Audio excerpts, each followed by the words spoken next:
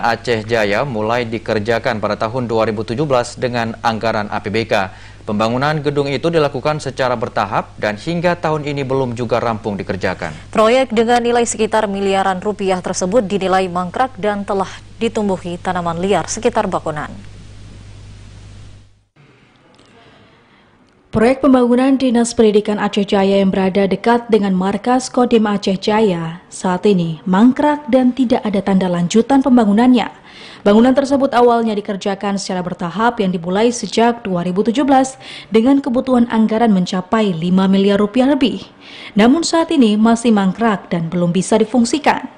Dari pantauan TVRI, di sejumlah sisi komplek bangunan tersebut juga mulai ditumbuhi pohon besar dan semak belukar, sehingga dikhawatirkan akan terjadi kerusakan jika pekerjaan tidak dilanjutkan. Padahal pembangunan kantor Dinas Pendidikan Aceh Jaya tersebut sudah dimulai beberapa tahun yang lalu dengan anggaran mencapai 3,8 miliar lebih.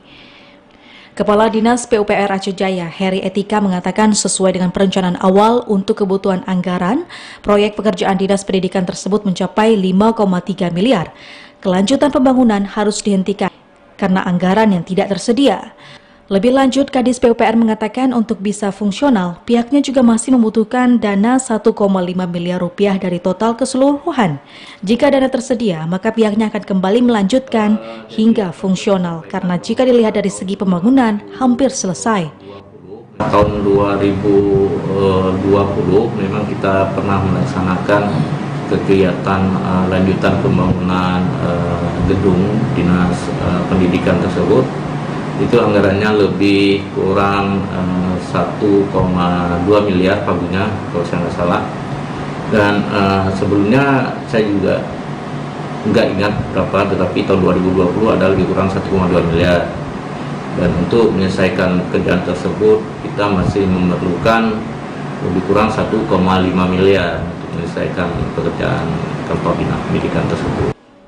Dan untuk kelanjutan pembangunan Dinas Pendidikan Aceh Jaya, pihak Dinas PUPR akan terus berkoordinasi dengan pimpinan supaya di tahun depan bisa dilanjutkan pekerjaannya hingga fungsional. Dari Aceh Jaya, Musliadi, TVRI Aceh melaporkan.